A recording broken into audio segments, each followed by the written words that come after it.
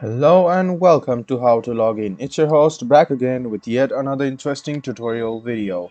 In this video, I'm going to teach you how you can log into your Union Bank mortgage account. Go ahead and open the Chrome or Edge browser on your PC. Now, what you need to do is go to the Google search bar and then search for Union Bank mortgage login. Click on the first link which appears on your screen. It will take you to the official page of Union Bank. Now, on the right hand side, you can see that there is a login portal where you can write down your username, click login, write down your password, and click sign in. This way, you can successfully sign into your Union Bank mortgage account.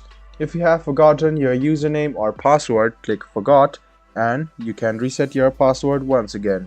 And if you don't have a Union Bank mortgage account, click enroll and create an account for yourself. If you want to log into Virtual Branch, click on Virtual Branch, which is right below the login button.